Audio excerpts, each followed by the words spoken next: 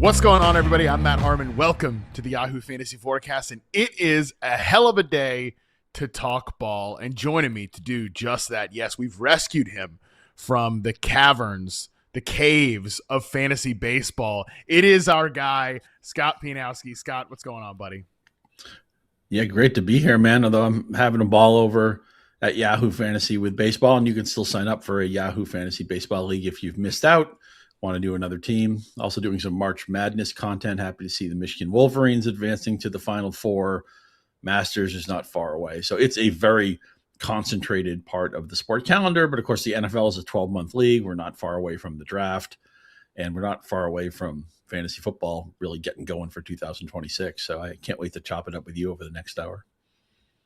Yeah, I'm over here saying it's a hell of a day to talk ball, and Scott's like, it's a hell of a day to talk golf balls, basketballs, baseballs, the sports that are actually going to be playing live games. And I'm like, no, Scotty, you got to hop on the show here and talk about some teams that are going to shape the NFL draft. That's what we're doing here. We're continuing the series that we do every Tuesday leading up to the NFL draft, where we look in on a section of specific teams that will shape this year's NFL draft. And Scott, we had to pull you for this show because it's the Contenders, baby. That's what we're doing. We're doing a deep dive on the Contenders that are hoping to be just one good draft away from potentially winning it all. These are the teams that we are going to discuss today. We had to have a specific methodology for what is a contender. So essentially, we just looked at the teams that have a better than plus 2,000 odds to win the Super Bowl next year, according to BetMGM. Those teams are the Los Angeles Rams, the Seattle Seahawks, the Kansas City Chiefs, the Buffalo Bills, the Baltimore Ravens, the San Francisco 49ers, the Philadelphia Eagles, the LA Chargers,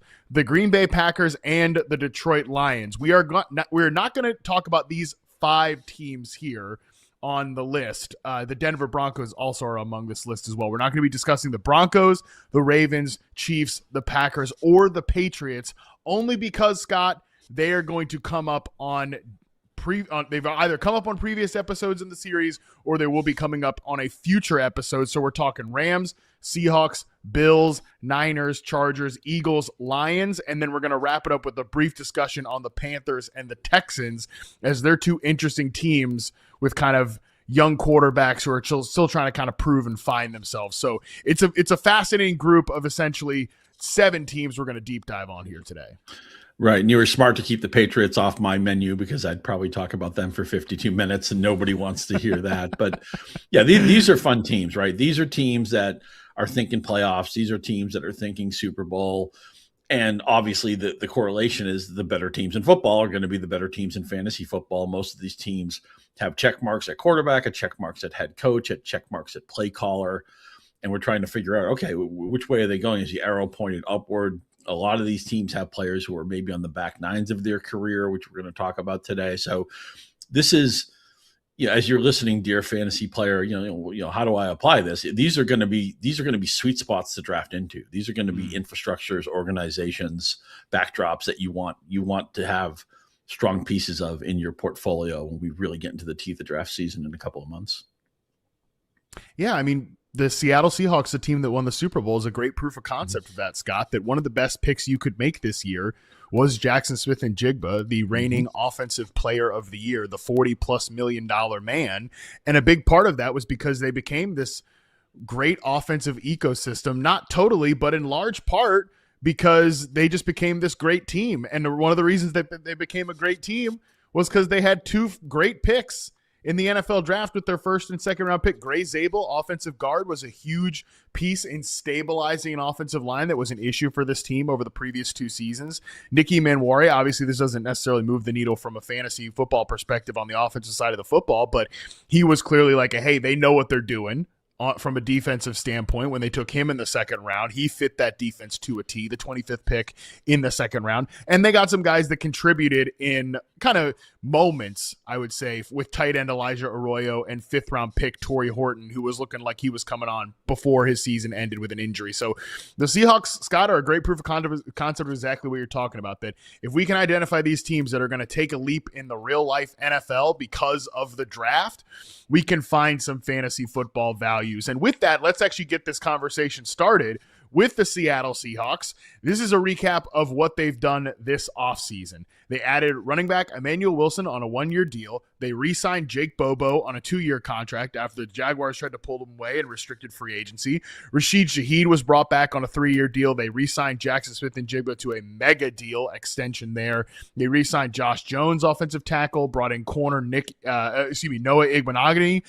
Josh Jobe they brought back on a 3-year deal. They brought in 2 safeties, DeAnthony Bell and Rodney Thomas. Their top team needs, according to Mock Draft Database, cornerback, running back, edge rusher, and interior offensive line. So, Scott, for our purposes, I guess I'm curious, just what do you think about this Seahawks offense right now, being able to run back some of the same things that we saw last year?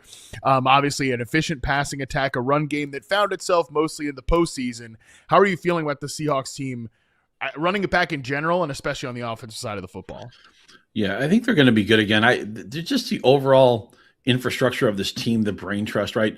You talked about how great they were last year in the draft. The draft before, they get Devin Witherspoon, they get JSN, they get Jack Charbonnet stocking the fridge after they traded Russell Wilson to the Broncos. Just one of the all-time great heist jobs in NFL history. It's right up there with the Herschel Walker trade and the Jim Plunkett trade and some of the more famous trades in NFL history where teams just got to get everything they needed. You'll do all their grocery shopping on somebody else's dime. So well done by Seattle. Now, look, it was 2 running backs last year. Obviously, Kenneth Walker is gone.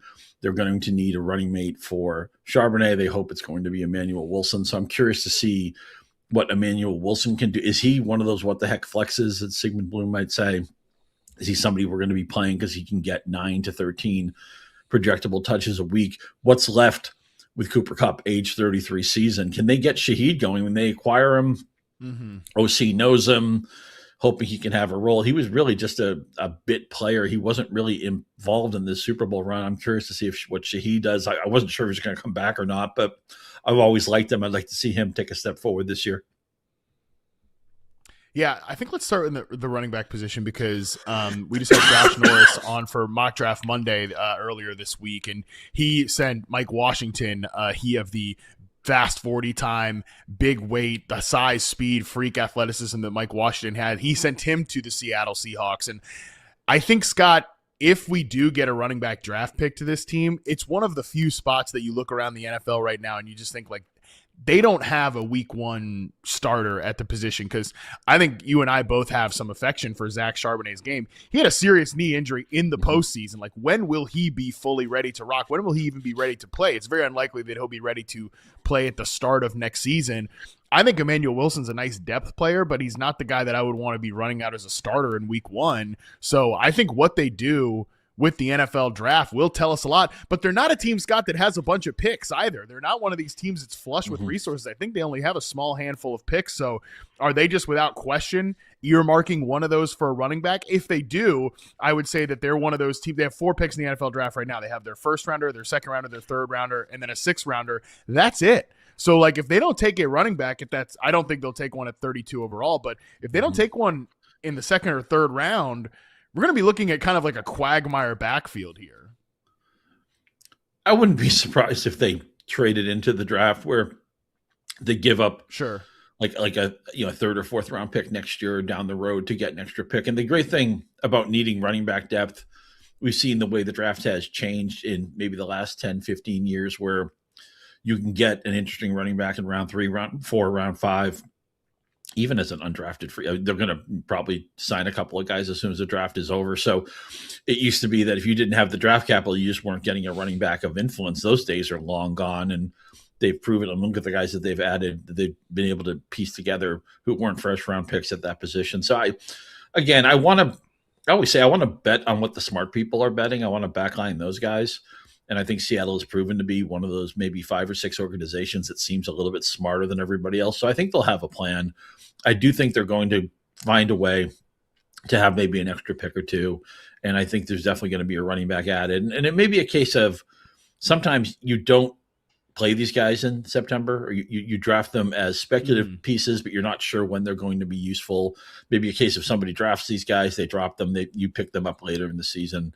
It could be a slow developing Polaroid in that backfield, but I do think they'll figure something out and give us What's going to be? It's going to be like last year. They're not going to be slam dunks. And we were talking almost every week. It felt like about Walker versus Charbonnet and who could you trust and who was playing better and who was going to get goal line carries and who pass blocks better, who fits certain packages, who fits certain game plans. So that was always a weekly discussion. And then it got changed in the postseason when Charbonnet got hurt. And then Walker, of course, goes crazy, wins Super Bowl MVP. He's now the employee of the Kansas City Chiefs. But I think they'll figure something. I think the bottom line is this. When the season's over, I think we're going to look up and say, oh yeah, like, the Seahawks gave us like a solid running back 2/3 and maybe a solid running back flex in the fantasy playoffs or down the stretch in the fantasy season. It just may not develop in September. So just to put a bow on the Seahawks conversation, to kind of go back to just the overall ecosystem here, and I think that will guide us once we do get whoever this running back is, when we start to debate these secondary pass catchers beyond JSN. Even AJ Barner, I think, is a name to consider here. Maybe Elijah Roy takes a step in year 2, but these tight ends are certainly interesting to me. Last year, in just the average metrics that I like to look at to measure offensive efficiency, they were about the 12th best offense in the NFL last year. And for the most part, we got one consistent high end, but still just one consistent fantasy football starter out of that offense. Do you think they finish higher or lower, or better or worse than the 12th best offense in 2026? Again, very, very early prediction. I mean, the cop-out answer would be that's probably where I would have them. But if I had to go one way or the other, I think they can nudge it a little bit forward because not only is JSN just a dynamic player, but their ability to be creative with him, to move him all over the formation. He's not pigeonholed as an inside or outside guy. He can win on pretty much any route now. Unbelievable balance, change of direction, and connecting so well. It's just the Sam Darnold story is just terrific. A guy who always had pedigree, was in a lot of bad situations. His run out with the Jets, if you gave him 100 different simulations with the Jets, he had the worst possible run out he could have had in the pieces and some of the bad luck he had. So, because I don't think JSN is going to be stopped, and even if Kupp is maybe close to washed, even if Shaheed doesn't fully lift off, JSN's a top 4, top 5 fantasy pick. You could even consider him at number 1 overall. I think a lot of people are going to go running back there, but you can take JSN as early as you want. I can't move them past 12 just on the presence of him alone. I think that is where I'd fall down here as well. The way to, I guess, insulate yourself from any regression, and there are some parts of this offense from like an explosive play potential that might lead you to believe that they could regress this year, some of the efficiency stuff. But the way to do that, I think, is to ensure that there are ways that you can improve as an offense. And I think that with younger players like Barner, Arroyo at tight end, with Horton at wide receiver, and again, if they add a young running back to the mix here, there's a lot of youth on this team that can just naturally improve as their careers go on. To me, I think that helps. And really, when you have a guy like JSN, you're so right to point this out, that you just need everybody to kind of orbit around him. And I think that these guys like Shaheed is not maybe necessarily like a true number 2 receiver. Cooper Kupp at this point isn't either. Maybe Torrey Horton can become that guy, but even he's probably, I would say, most likely to be a really, really good number 3 receiver, although I think he's got more potential than that. Still, even if that's all he is, that's really all you need from a team like that, is to just have a bunch of quality players in the number 1 wide receivers orbit. I think they at least check that box. I mentioned their average efficiency ranking for Seattle was number 12. The team that was number 1 last year was the Los Angeles Rams, our next team up to discuss here. Here's a recap of what they've done in the offseason. They brought back tight end Tyler Higbee, longtime Ram, returns. David Quessenberry resigns on a 1-year deal. Grant Studdard resigns on a 2-year deal. Their biggest move was Trent McDuffie, acquired in trade with the Kansas City Chiefs in exchange for a first-round pick plus more. They signed him to a mega contract extension. Jalen Watson, also a cornerback from the Chiefs, was brought in on a 3-year deal. Cameron Curl re-signed on a 3-year deal. He is a safety. They also brought back long snapper Joe Cardona. Okay, so their biggest moves, Scott, came on the other side of the ball from a defensive standpoint. I wonder, now that they've kind of checked that box in the secondary, which I think was their biggest issue last year, you look at their team needs according to Mock Draft Database. Wide receiver, right tackle, although Warren McClendon gave them some good reps last year. They might be fine with him as a starter there. I think tight end, you still got to consider, and linebacker, which just really isn't a position that this team values all that much from a resource standpoint. So I say that to point out here, Scott, I wonder if we're looking at a pretty offensive heavy NFL draft from the Los Angeles Rams coming up, which will be interesting to discuss. What was one of the more ultra concentrated passing games last year? Like, do we get a name, Scott, that disrupts that concentration added to the mix here? Yeah, that's a great question. I mean, Sean McVay has always played the hits with his distribution where the ball goes, and one reason why we love that team for fantasy. And also, the Rams have never been afraid to say our offense is a strength. Let's make it stronger. If we have an A-plus offense, let's make it an A-plus offense. But there are questions. Davante Adams into his age 34 season, a lot of touchdown deodorant to his production last year, but some of his efficiency metrics, like, it's totally fair. He was 33, but some of his efficiency metrics were dropping a little bit. Kobe Parkinson had an interesting year, 43, 408, and 8. We know the Rams ran out 2 tight end personnel, 3 tight end personnel, pretty much more than anybody in the NFL. You talked about them maybe even drafting another tight end, and they did sign Higbee. So I mean, there's always going to be a crowded room there, but can Parkinson get enough volume to be viable? And Williams and Corum, Blake Corum was one of the most improved NFL players last year, and the stats, the efficiency metrics I care about weren't that much different than those two guys. So Williams, again, part of a McVay offense, automatic goal line, automatic third down work. He was sharing a lot more with Corum down the stretch than people expected.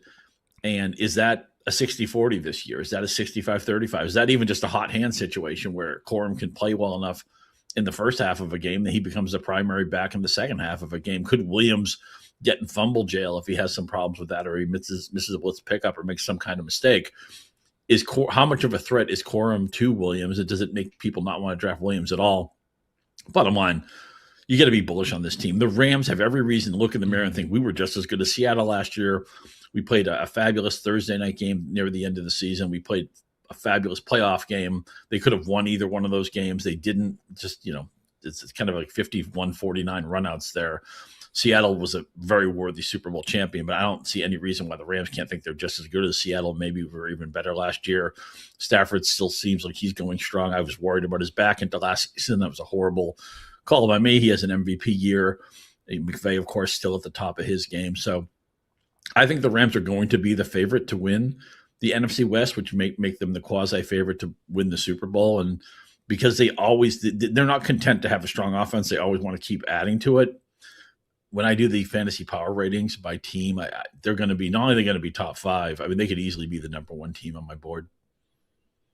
I think that makes a ton of sense. And it kind of comes back to what I'm thinking here is that, like, this could be, again, they have the best odds right now, according to BetMGM, to win the Super Bowl next year. Mm-hmm. I think they have the best odds to be Scott Pianowski's number 1 ranked fantasy, ecosystem. I think that makes a ton of sense. And it comes back to kind of what we're thinking about here, Scott, which is that I think this could be a rather offensive heavy draft. Now, to be clear, they have the Falcons' first round pick at 13th overall, and then they have their own second and third round picks. Then they don't pick again until the 6th round, and then they have 3 7th rounders. So I'm just looking at those first 3 picks, wondering if those are offensive players. Now, of course, they could still do the same thing and make a strength stronger on the defensive side of the football, whether it's their front 7 with some of the edge rushers, interior pass rushers. I think it wouldn't be bad to add another name to the defensive backfield, considering how that went for them last year. But I look at that wide receiver room, Scott, and you mentioned the name Davante Adams. I'm not sure if you caught this while you're doing your, shortstop rankings or whatever for fantasy baseball.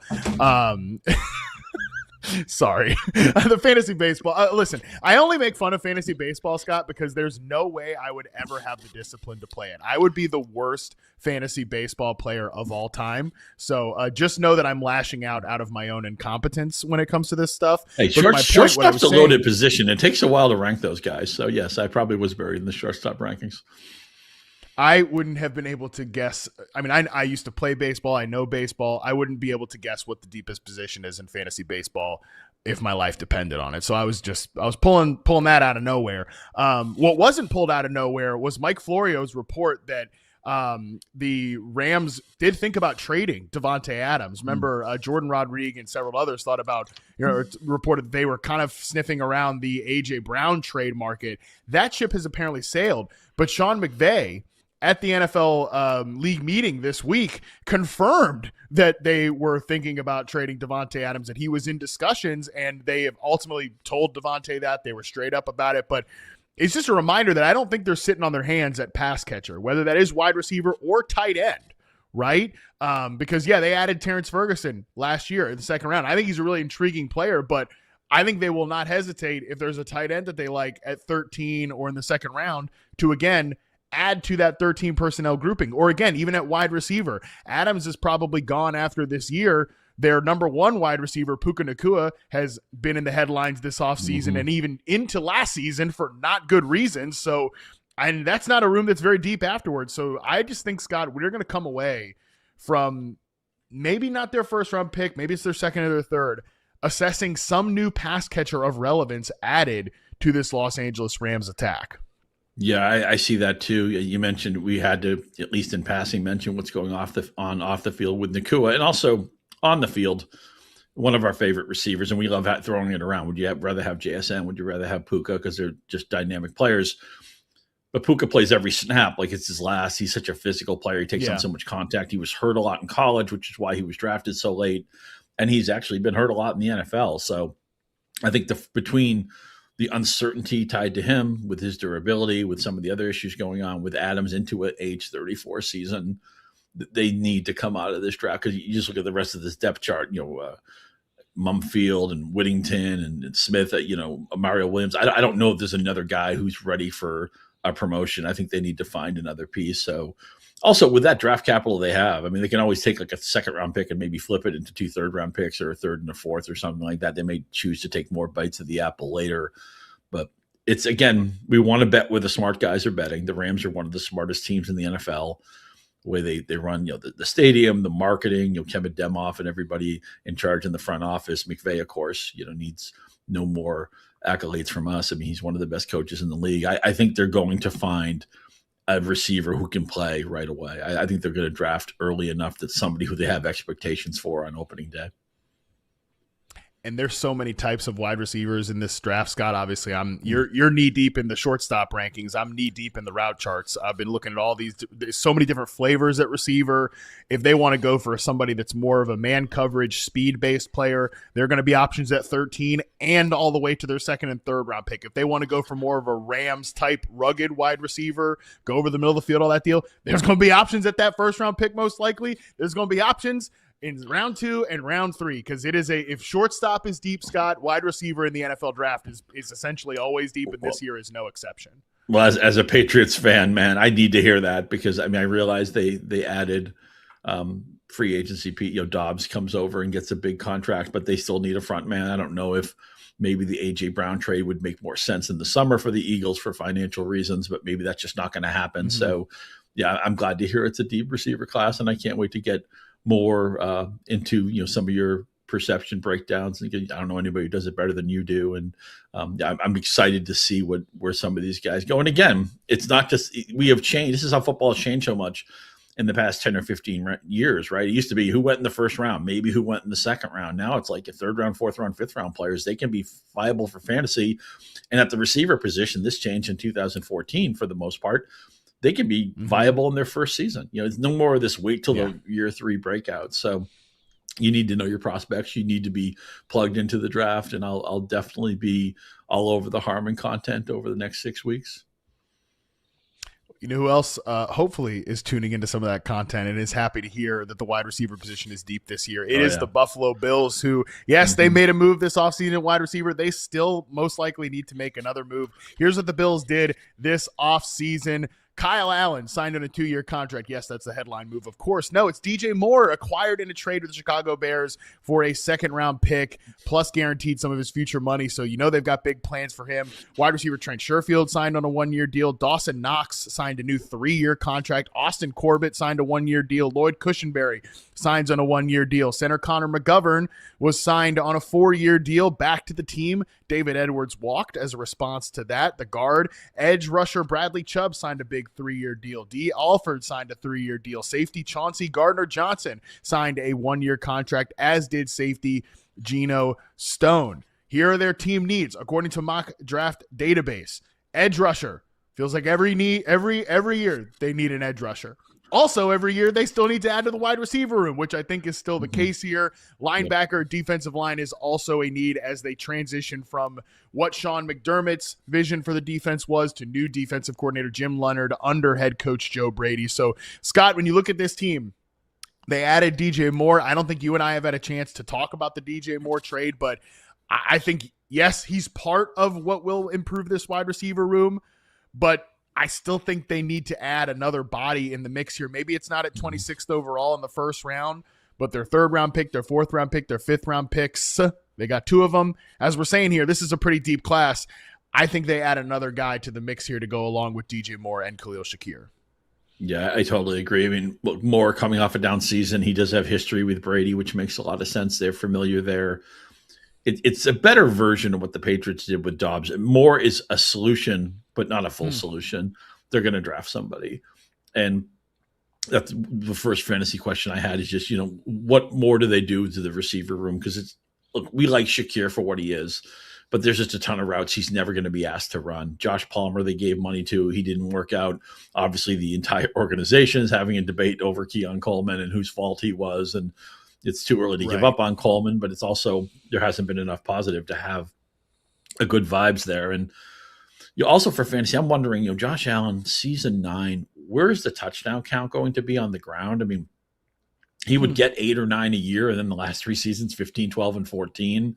But do you still want to keep living like that, exposing him to that many hits? And even though they re-signed Knox, is Dalton Kincaid ready for a breakout? 11.7 yards per target last year. I know he's been injury prone, and I know Knox is going to have a role, but I can't see. Excuse me.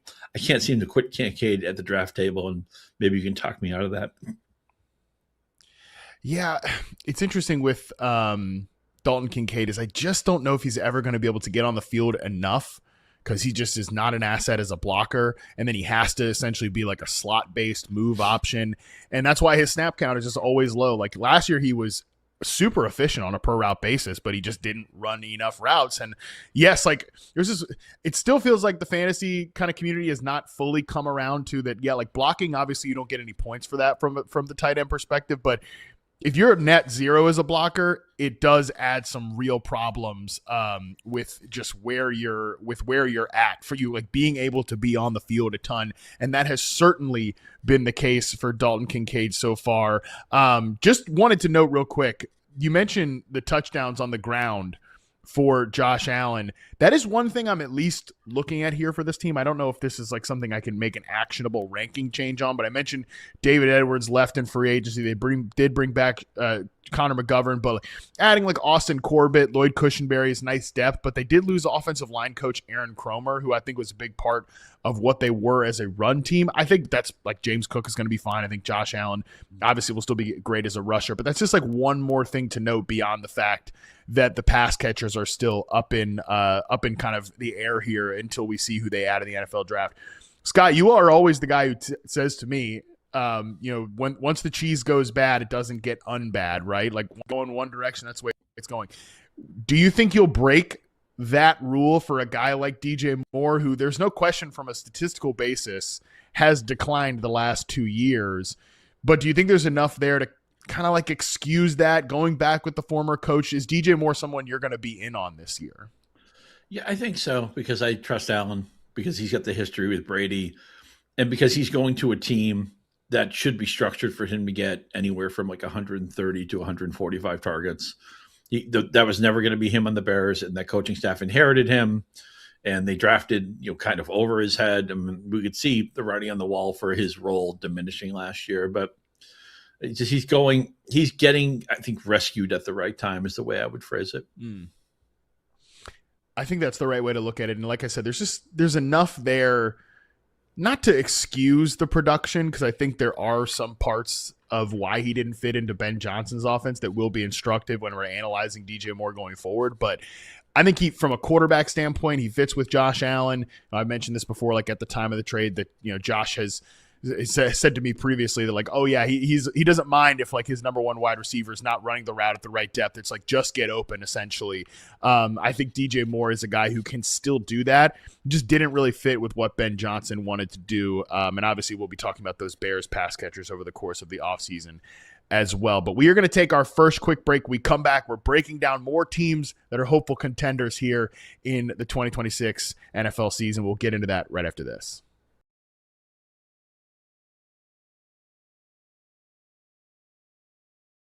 Carnell Tate, their wide receiver, going number 5 overall to the New York Giants. I like this fit a lot specifically because of who Jackson Dart is as a quarterback. He wants to push the ball deep down the field. We know that Malik Neighbors can do it, but Carnell Tate, probably the best vertical receiver in this class with the way that he wins deep. Yeah, okay, like the 40-yard dash wasn't as great as it could have been. I'm not real worried about that. I mean, he wins in a lot more ways than just being the fastest guy out there, and I honestly think that we focus a little too much on top speed when we talk about some of these vertical receivers. When I think about Carnell Tate, I think of like a high-end wide receiver too. Mm-hmm. And I view Malik Neighbors as a for sure wide receiver 1. So to me, that's again why it's sort of the perfect scenario. For Carnell Tate, 5th overall in this draft, I think is totally fine for just some of the ways that we're talking about. He could just essentially be the T. Higgins to Malik Neighbors' Jamar Chase. You're just going to set that. You're going to forget it for 8 years or so. Because I think Malik is capable of being that Jamar Chase type of player. Jeremiah Love, any just kind of players that he reminds you of? Really reminds me when he's toting the rock between the tackles, when he's making moves in space, of Clinton Portis and how good he was. Dude was just a walking 1,000-piece for, I think, 7 straight seasons. But he would be like Clinton Portis times Jahmyr Gibbs because he's a much better receiving running back than Clinton Portis. Mine was going to be like a slightly smaller Todd Gurley. He's maybe not as like overwhelmingly powerful as Gurley could be. And I just think like the way they can be weaponized as pass catchers, the amount of times Todd Gurley would just be swinging out of the backfield and Jared Goff's just, okay, there's my check down, boom, that goes for like 20 plus yards. I think Jeremiah Love could have a very similar effect in the NFL. So a lot of good names there.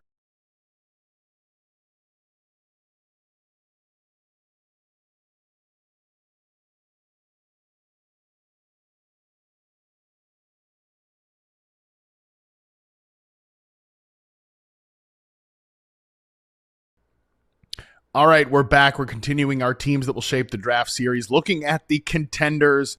And one of those teams that has a better than plus 2,000 odds to make the Super Bowl, according to BetMGM, to win the Super Bowl, is the Los Angeles Chargers. Here is a recap of their offensive moves, or their offseason moves so far. They brought back quarterback Trey Lance. They brought in running back Keaton Mitchell on a 2-year deal. Fullback Alec Ingold also signed a 2-year contract. Tight end Charlie Kolar was added on a 3-year deal. They brought back Trevor Penning on a 1-year contract. They brought Cole Strange over from the Miami Dolphins. History with Mike McDaniel, of course, signed a 2-year contract. Tyler Biadasz signed a 3-year deal at center. Trey Pipkins, offensive lineman, longtime Charger, was brought back on a 2-year deal. Interior defensive lineman Tier Tart signed a 3-year contract extension. Khalil Mack was brought back on a 1-year deal. Dalvin Tomlinson, interior defensive lineman, signed a 1-year contract.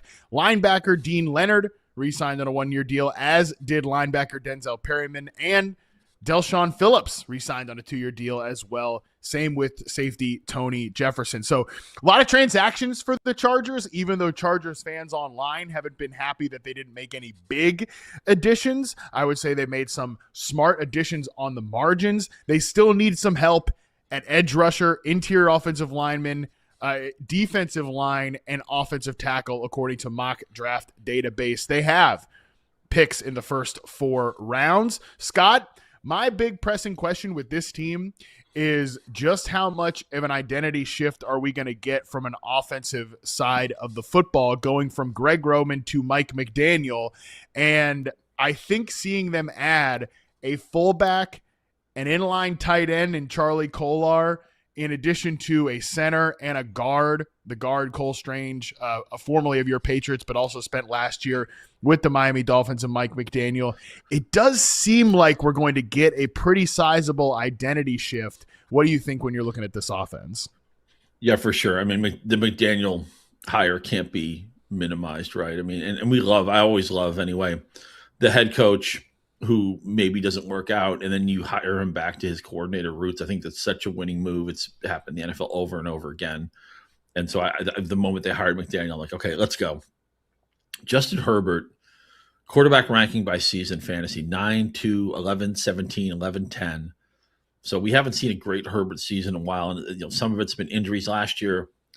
It felt like the Chargers season was stillborn with the moment it started because their entire offensive line got hurt. The fact that they made the playoffs, I realized they did not play well in the playoffs.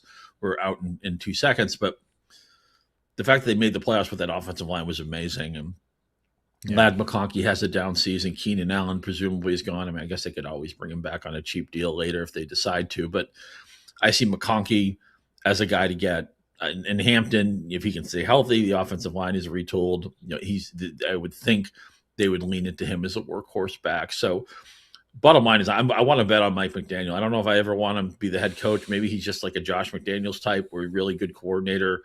And a lot of things went wrong in Miami. I don't want to blame it all on one piece. Football success has a lot of parents, and the failure has a lot of parents too. Just nobody wants to take credit for it. But Harbaugh's a great head coach. McDaniels is a great coordinator, and I want to see what Herbert can do when he actually has more than 2 seconds to throw the ball. Because last year he was running for his life. We saw him actually be a more proactive runner than he's been in recent seasons.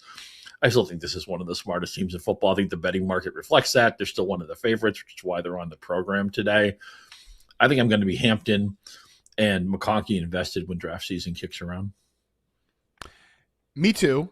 I still think with Hampton, it'll be an interesting conversation just as I think he fits McDaniel's, zone heavy scheme pretty well. Mm-hmm. Obviously we'll talk about the offensive line. I don't think guys like Keaton Mitchell or, even Kamani Vidal really will eat into his workload all that much if he's healthy. I think those are guys that are just change of pace players that won't be massive hindrance to the bottom line is if Amarian Hampton's good, he's going to be good in fantasy. So it just really depends how much you view him. What do you view him as a real life NFL player? Obviously I'm with you on McConkey. I think really unlucky season last year. Obviously Keenan Allen soaking up some of those layup targets in addition to just the offensive line injuries. It's just specifically the tackle positions just being a complete train wreck by the end of the year. I think that we can be pretty confident that McConkey is going to have a statistical bounce back season this year. In fact, I feel very confident with that. I think he's going to be wonderfully deployed in this offense.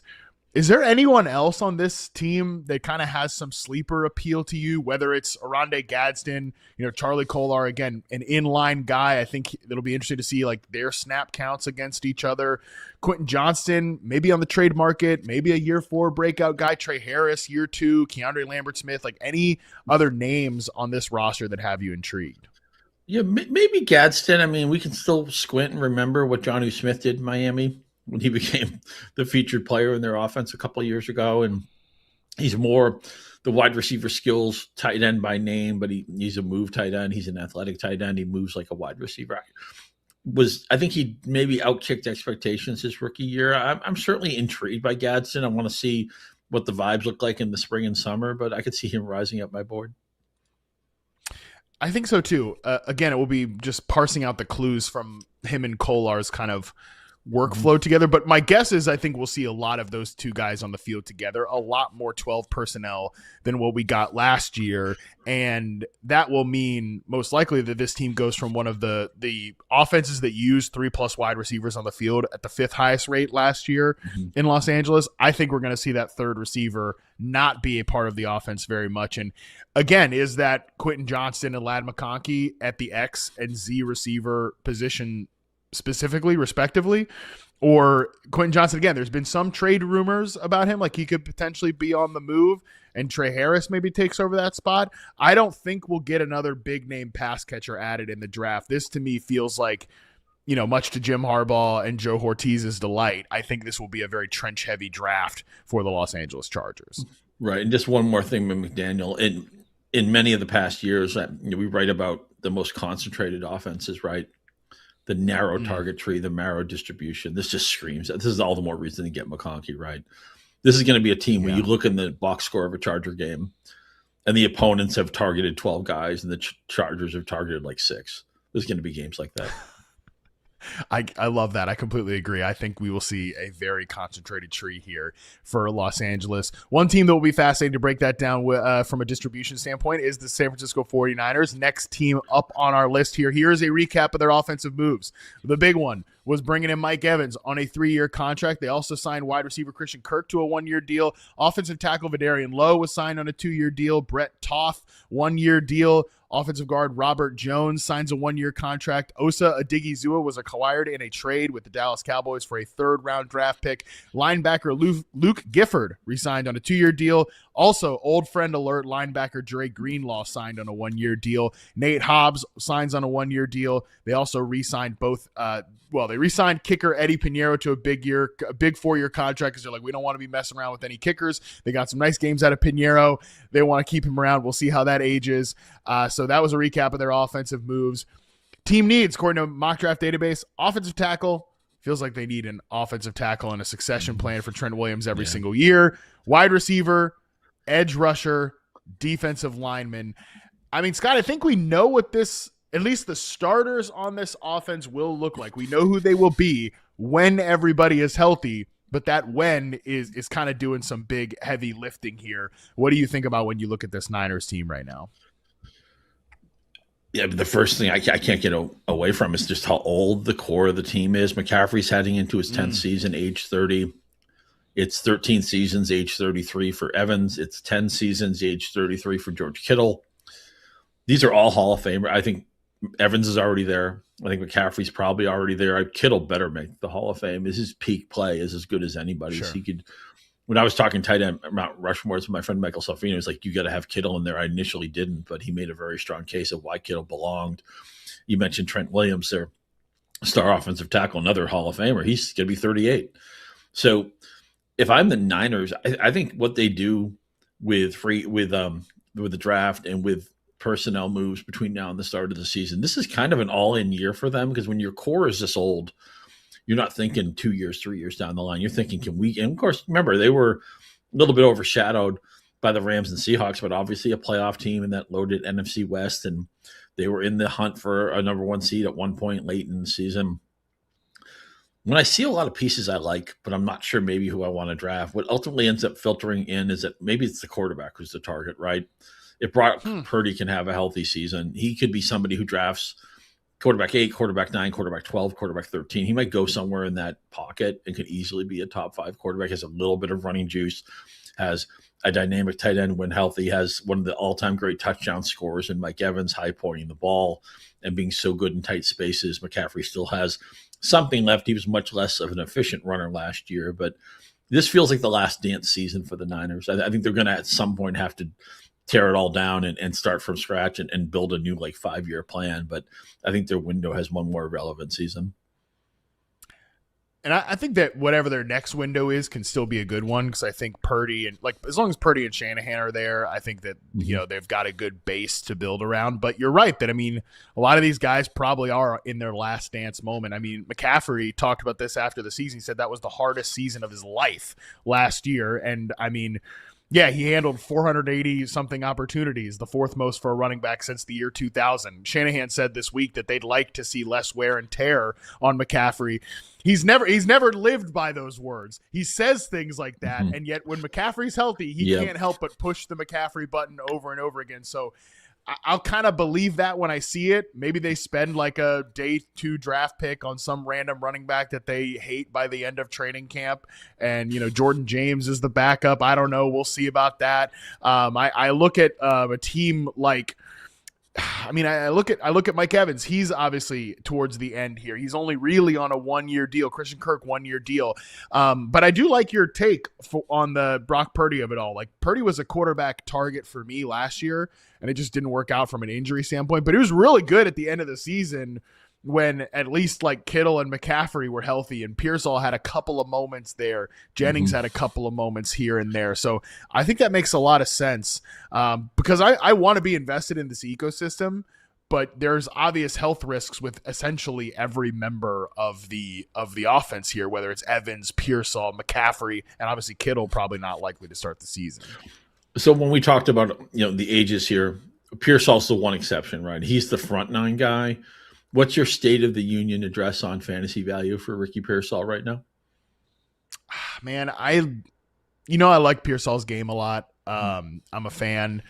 I think the Evans addition helps him in a way that he will not have to line up so much as the vertical on-ball player. I think that wasn't the original plan for him. I do think we just don't give enough credit, Scott, to how much this team was kind of thrown for a loop with the whole Brandon Ayuk fiasco. Like, they obviously planned for him to be their vertical X receiver, and that, for a lot of different reasons, did not go to plan. So I think they kind of had to cobble that role together essentially with Jawan Jennings and Ricky Pearsall last year, which it really didn't fit either one of those two guys. So essentially, that I think having Evans there takes care of that for 1 year, and that should actually be good for Pearsall to get more of the type of targets he should be managing as opposed to some of the vertical stuff. So I think as long as he can stay healthy, which, I mean, that's a pretty big if at this point, Pearsall is definitely like a post-type sleeper type guy that I would love to draft this year. Yeah, but we love post-type sleepers. And, man, it's just crazy how the Ayuk thing went from, oh, he's figuring it out. Oh, he's becoming a team leader. Oh, let's make him a captain, to like, man, this is like headed for divorce. Nobody wants to talk to each other anymore. Do you see a fit for Ayuk somewhere? Is there a team that you're begging to pick up the phone and call Brandon It's just Ayuk? Washington. It's just Washington. Like, I think, and it's a little weird how it feels as if, and look, Niners fans have feelings about this, whatever. I don't know all of the information, so I'm not really here to play judge and jury at how this is going, but it just feels a little bizarre that like he's still on the team. I know they don't have like salary cap contractually. There's no reason for them to move on from him, but I don't think they're going to get a 6th or 7th round pick or something for him. Like, we all know he wants to play for Washington. We know Washington wants to have him. So like, just cut him already and be done with it. Like, you want to be done with this guy. Why hang on? Like, why hang on to him through this to like make him pay for what he did to you? I don't know. It feels like these two are just toxic together. Ayuk and San Francisco, they have been for years. Like, just be done with each other already. Move on, break up.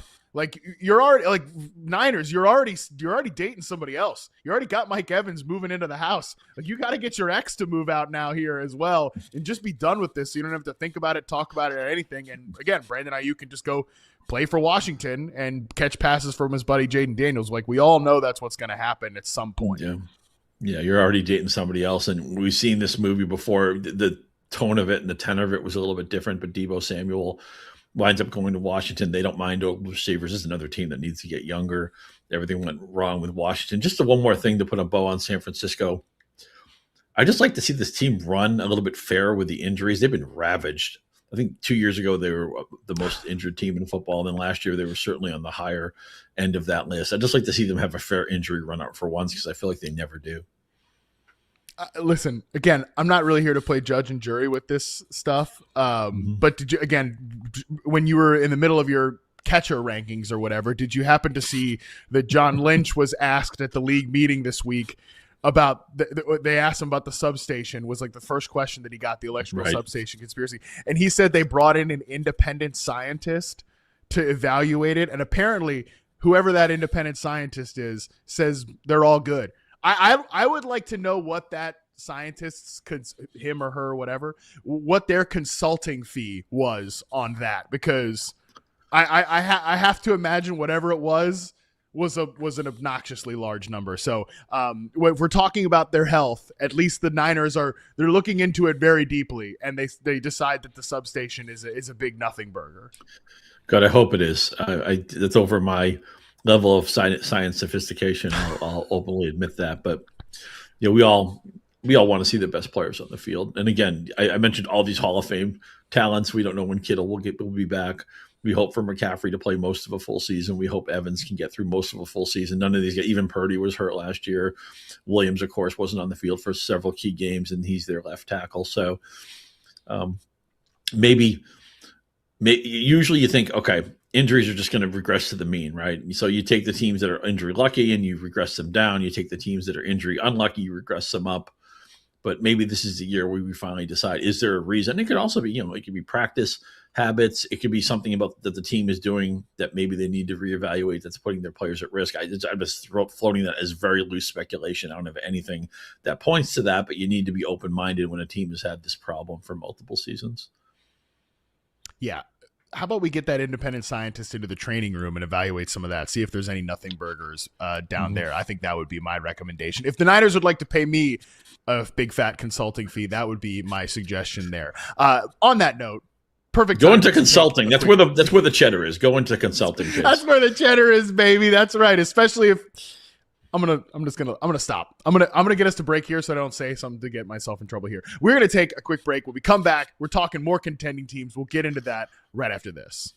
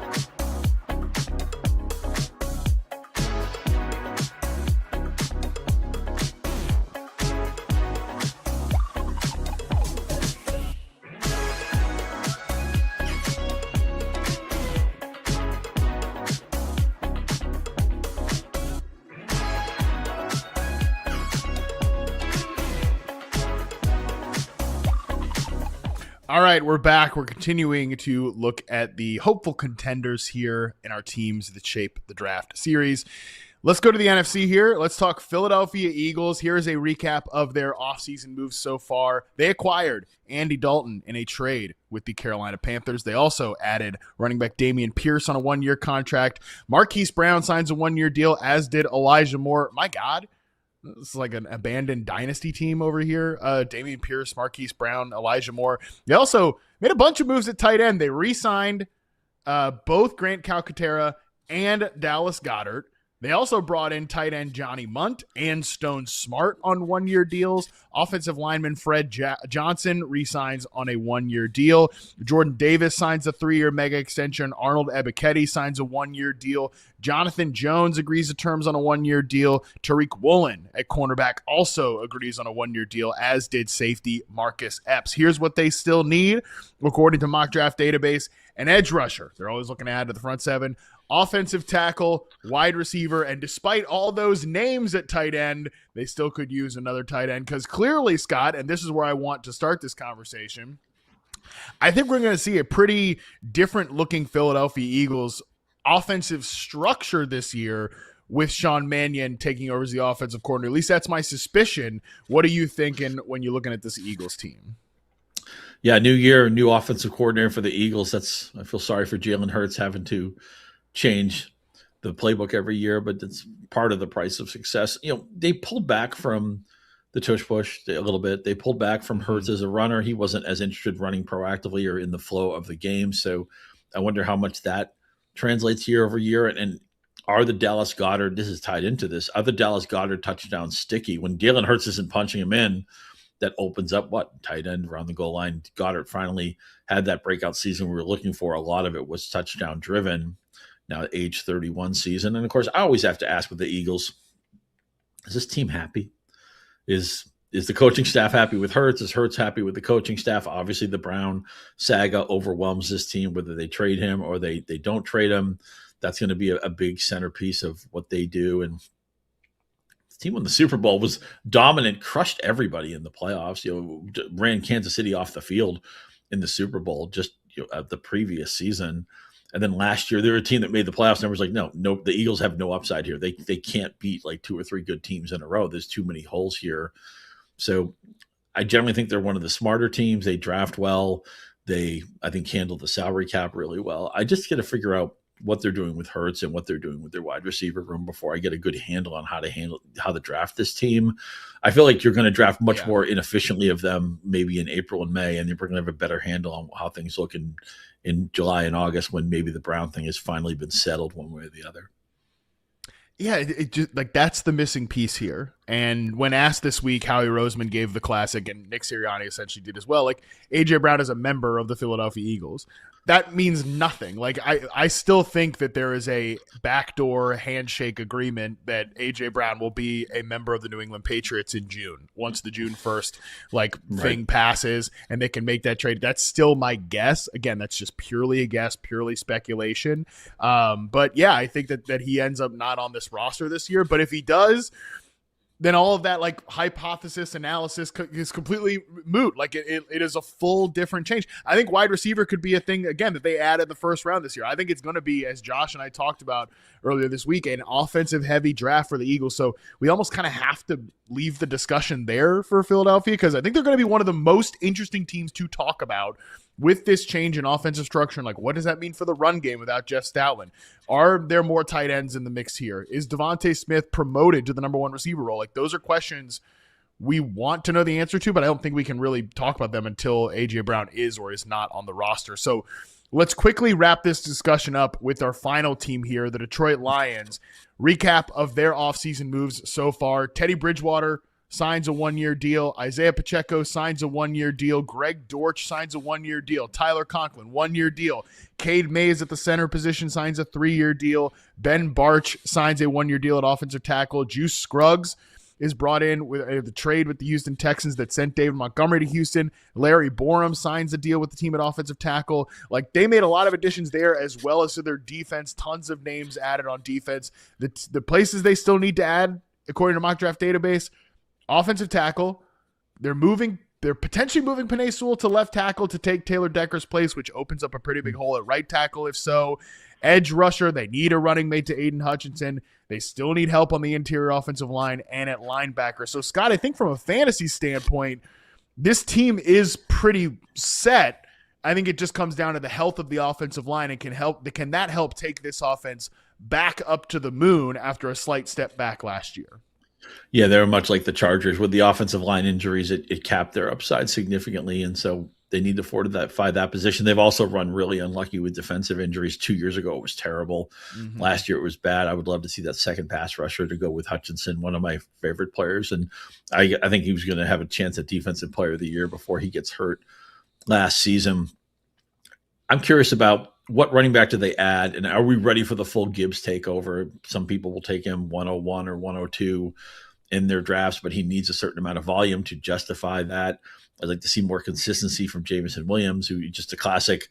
All receivers are volatile, but it feels like he's 7-159-2 one week, and he's 113-0 the next week. Did he even play? He even is capable of putting up a bagel from time to time. And what do we get from Sam Laporta? He was tight end 1 his rookie season, tight end 6 his second season because of injuries largely. He only played 9 games, tight end 26 last year. We saw the offense be far less efficient after he got hurt, and I think their upside kind of all went out the window when there was no Laporta in the second half of the year.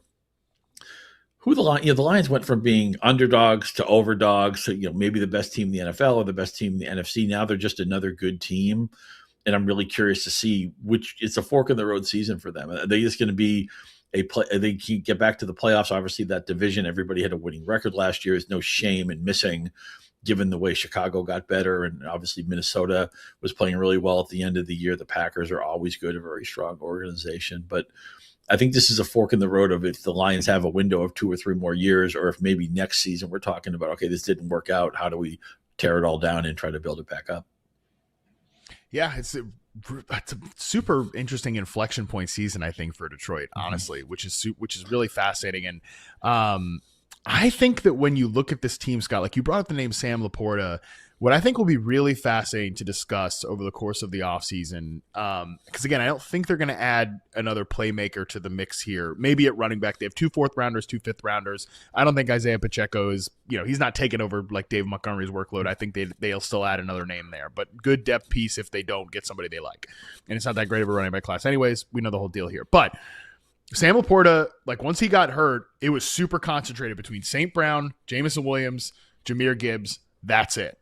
Like, does Isaac Tesla make more noise in year 2? Does he eat into the target distribution here? Does a healthy Laporta coming back in a very tight end focused offense? Obviously, Drew Petzing, like that offense can run through the tight end. We have seen it with Trey McBride. I don't think that's going to happen here because the receiving talent is too good and Jared Goff fits the unit too well. But those questions, I think, will be fascinating when we're ranking guys like Jamison Williams. Like, St. Brown's always going to get his. When we're ranking Jamison Williams, those guys like Tesla year 2, if he takes a leap, or Sam Laporta back healthy, those will be pretty key factors there. We're going to come into our last break of the show here, which means that's going to do it for us on the Yahoo Sports Network. However, if you're live with us on YouTube, we're going to keep going. On the other side of this break, we're going to talk about the Panthers. We're going to talk about the Texans, 2 interesting teams at kind of a crossroads moment with their young quarterbacks. We'll get into that right after this.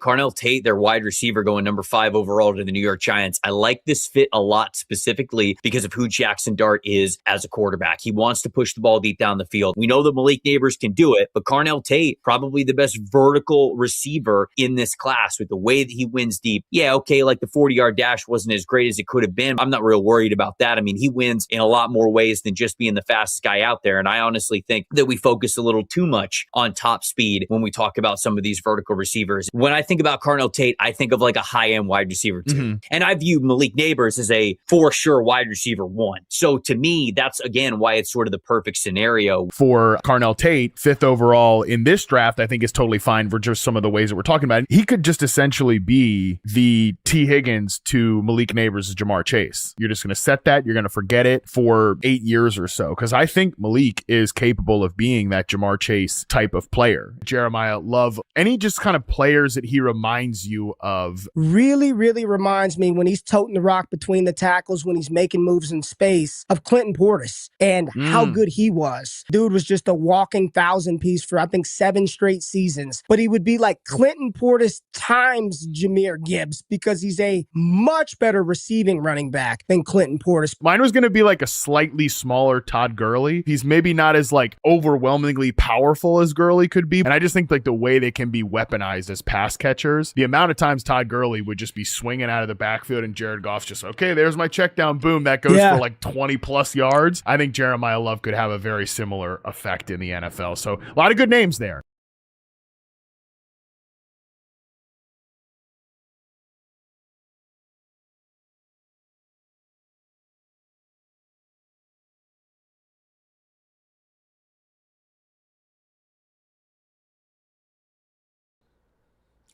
All right, we're back, and we're going to wrap up our conversation on contenders.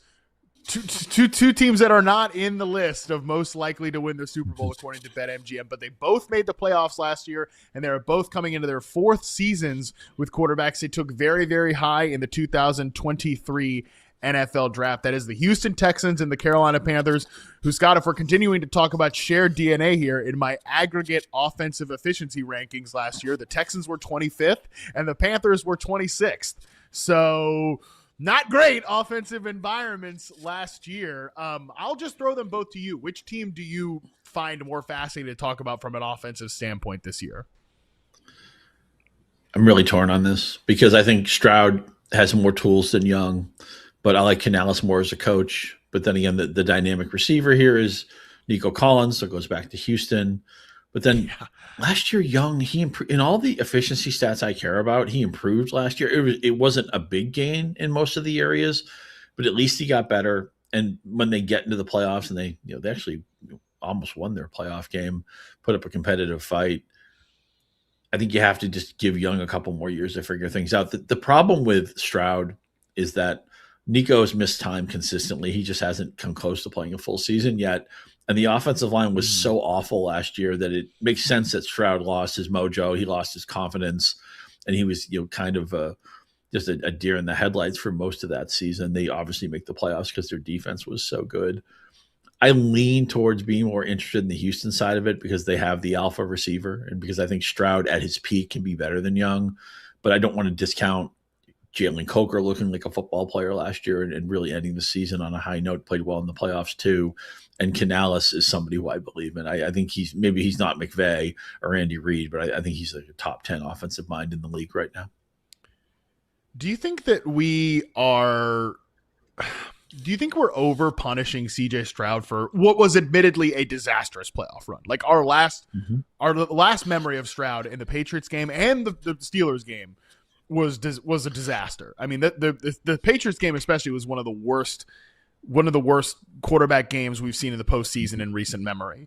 However, if you look back at last season on the whole, the 2025 season, he was 8th in EPA per play. Like he wasn't that bad in the 15th in success rate. Like I think we've over punished Stroud for these failures and big moments and regressing off of his rookie year. Like he definitely has not even that form that I talk about there. Like he's not come close to what he was as a rookie, but I don't know. Like I think that I've got a lot more faith in Stroud, and like I don't know how I feel about Nick Caley and the offensive environment and all that, but like if Jaden Higgins can take a step in year 2, if Jalen Noel can get on the field in year 2, if the run game with David Montgomery can just be normal, like they've ranked 31st in rushing success rate in each of the 3 seasons that Stroud has been the quarterback. And I'm saying a lot of ifs here, so don't get me wrong. I understand none of these are locks.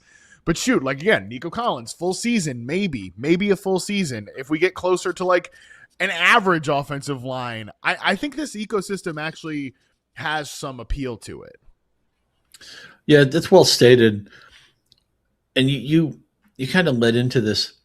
The last time we saw Stroud, he played so awful in that New England game. Like the Patriots have a good defense. It was poor weather. That it obscures the fact. It's like you ask people, well, how many interceptions do you think Stroud threw last year? 15, 17? He threw 8. I realized he missed 3 games, but his interception rate was above league code.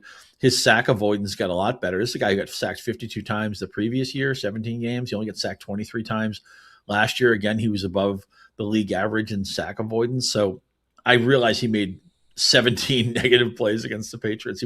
He basically lost that game as much as any one player can lose a football game. That's the burden of being a quarterback.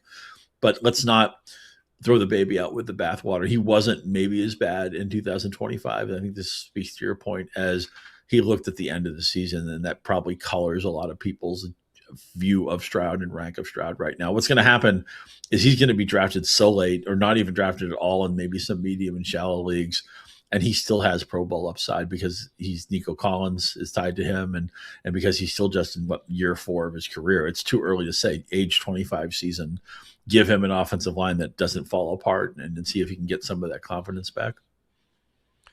Right. He's 24, right? He won't be 25 until October. Like this is only his 4th season. Again, I think that if you gave people 100 guesses, look, there's not that many quarterbacks, so I'm overstating it. But if you gave them 10 guesses, I don't think that they'd be able to guess that CJ Stroud was sandwiched between Patrick Mahomes and Sam Darnold in EPA per play last year. Like I think that the 2 people that they think he's sandwiched between would be much lesser names than that. And I think that there's going to be so right. Just Geno Smith. Where was Geno Smith in EPA per play? Oh, 25th out of 26 quarterbacks with 350 or more plays.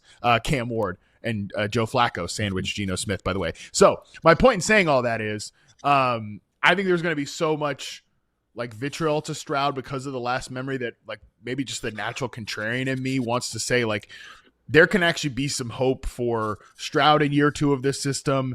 He just takes a step mentally, as all quarterbacks do as they go through their career. He just is better at recognizing things pre-snap, feels more comfortable behind this offensive line that like, oh, I'm into a Jalen Noel as a last round sleeper. I'm into Jaden Higgins in year 2, or Nico Collins is still like a top 2 round, fantasy wide receiver pick. I just feel like the narrative on Stroud has maybe gone a little bit too far. And that's kind of where I think I leave this Texans kind of breakdown. On the EPA per play and the quarterback rankings, Scott, no rows to put on the Bryce Young picture here. He was 22nd out of 26 qualifying quarterbacks in EPA per play, sandwiched between the great Jacoby Brissett and Tua Tagovailoa, he of the minimum contract with the Atlanta Falcons after taking on a historic dead cap hit. So my question to you is just how much faith do you have, if any faith at all, that there is more from Bryce Young to go for, especially this is a young offense, Tedero McMillan year 2, Jalen Coker firmly established now as the starter. He'll get to run out there. Dave Canales at the league meetings this week said, when asked about what they're looking at the 19th overall pick, he said wide receiver, again, tight end, and safety, which is pretty direct for Dave to just say that, but 2 of the 3 positions are pass catchers. So I don't know. Like, what's your level of faith with this Panthers environment overall? Man, could Sadiq be a tight end target for them? He's the guy I was dreaming of the Patriots drafting, and then he had such a great combine. He'll never get to their pick. Would he make sense for Carolina? Again, McMillan had a good rookie year. Coker got better. I like the coach. I think Hubbard's going to be better than he was last year. He was hurt a lot last year, and obviously there was challenge for his job. It was, he was a number 2 piece kind of most of the second half because they had other guys rolling, but I think he'll be a decent fantasy pick this year. It's just, I wonder if this is the steakhouse where it's like, hey, great appetizers, great bar, great atmosphere. The host stand is doing a great job. Valet parking. How's the steak? The steak, it's all right. It's kind of where I'm at with Bryce Young. I like the pieces around him. I like the people in charge here. Yeah, I'm not sure if the steak is going to hold up. Yeah, that's kind of how I feel too. And again, when the Mock Draft Monday episode that I just taped with Josh Norris, he sent Casey Concepcion to the Panthers at the 19th overall pick. And I get it. Like, I get why the Panthers would want a guy like that in the room. It's kind of what they wanted. They like use Jimmy Horn as that pre-snap motion guy to create leverage. And now you're getting a guy that I think is an awesome wide receiver prospect, and just adding him there. Again, it adds a different element to T-Mac. It adds a different element to Jalen Coker. But then I'm like, I'm going to be coming out of the first round of the NFL draft, like trying to tell people, well, I don't know, it'll all be okay for all 3 of these pass catchers with Bryce Young. And like, I do still have a little bit of faith that Bryce Young can take another step. That he can be, I don't know, like, what's the ceiling on Bryce Young? Can he be the 12th best quarterback in the league in the right environment? Like, that would probably be, I think, the upside scenario for a guy like Bryce Young. And man, we're talking about a lot of pass catchers there from a fantasy standpoint, where we're trying to parse out that production. That for a team that wants to run the football too, by the way, they don't want to be one of these teams that leads the NFL in pass attempts or something like that. So that would be a pretty big squeeze if we come out of this first round. A tight end is different because they don't really have like a proven body in that room. But at wide receiver, if there's another wideout added to the mix here, Scott, things are getting a little tight for a team that, again, we haven't seen for all Stroud's struggles in the postseason. We haven't seen Bryce Young like consistently reach those levels just yet. And he's 5'10", and he's not getting any taller. I mean, Canales, it's always going to be incumbent on him to be creative about setting up plays that he likes and that Young likes, and setting up lanes that Young can see through. And so it's not that it can't work. Russell Wilson was on a Hall of Fame trajectory for a long time in Denver. He was a shorter player. Yeah. For a moment, Doug Flutie was a viable NFL player. Even somebody like Drew Brees, over 6 feet, but barely, he made it work because he was great at everything else. But there are always challenges when you have a quarterback who's under 6 feet. You need to be checking almost every other box. Feels like fantasy Twitter will try to be, one-upping each other to draft Tedero McMillan. Let's just say Scott Pianowski, there's no round 1 receiver added here. So it's T-Mac. It's maybe somebody added at some point in the draft here. It's Jalen Coker. It's Xavier Legette, which it would just be crazy to use a first-round pick on a wide receiver 3 years in a row. I mean, I get it. Like, you don't – the good ones get paid. You can't you can't find them anywhere else. So I get it from that standpoint. But anyways, let's just say it's those guys and maybe like a – 3rd, 4th, 5th rounder added at wide receiver. Is T-Mac going to be, is Tedero McMillan going to be a proactive draft pick for you this year? Or is he going to be someone you might like kind of, it depends on where he falls? I'm okay with him in the middle to late part of the second round. I think he'd be a fine 3rd round pick. He'll probably be a late 2nd round pick in most leagues. I'm okay with that. I mean, I like it. Yeah, I think I like it too. I mean, he's just a really, really good player. And again, I don't think Bryce Young is unsalvageable, I guess is where I would put it. I don't think he is completely salvageable. I think he can be functional enough to get like these guys the football, but we shall see. A lot of questions to answer for this Panthers offense after they spent a ton of resources on the defensive side of the football, which is why I think Canales highlighted 2 offensive positions there when asked about what they could do in the first round. Scott, appreciate the hell out of you, buddy. Taking some time away from the shortstop rankings to stop in here for some fantasy football talk, buddy. I appreciate you doing it. Oh, my pleasure. Always great to talk ball. I hope Justin Boone is enjoying his much-earned vacation, and just can't wait for the draft to get here and can't wait to open up Yahoo Fantasy Football. And again, while you're waiting for that, why not draft another Yahoo Fantasy Baseball League? We are open for business. If you got some FOMO cooking, Matt, I'd like to see you in a league. Maybe I'll recruit Matt Harmon into a fantasy baseball league and force him to be knowledgeable about outfielders and closers and all that stuff. But even if I can't get Matt, I want you, dear listener, to maybe add a fantasy baseball league to your plate this year. And then, man, we're going to be all things football soon. So I can't wait for that. I'm just not man enough, Scott. I'm going to be honest with you. I'm just not man enough to handle fantasy baseball. Okay. Like the listeners, you should get out there and start a fantasy baseball league so that they can sit there and say, I'm better than Matt Harmon because I can handle fantasy football or fantasy baseball, and this clown absolutely cannot. So the listeners, the viewers, you take on the job. You take on a side project called Reception Perception, which means you have to chart every route run by every receiver. I mean, I can't imagine how much time that, with all the billable hours in that project. But I know you do have some people helping you out. Much respect for the 12-month-a-year bunker you go down into for football. And again, when I need receiver intel, whether it's reading your stuff or hitting you on the bat phone when necessary, if I need, and I know other people do that. Adam Levitan always defers to you on this stuff, and I'm going to be the same way. When I need receiver intel, I'm going to Harmon. That's what I'm here for, and I love it. So that is why I continue to be in that bunker and not ranking first baseman or whatever Scott is doing. Scott's doing the Lord's work. But speaking of wide receivers, this show is going to be back on Thursday as Ray Garvin joins me for part 1 of our wide receiver prospect preview. Yes, I am ready to give you guys some takes, some thoughts on the top wide receivers in this draft class. We're not going to cover everybody. That's why it's part 1.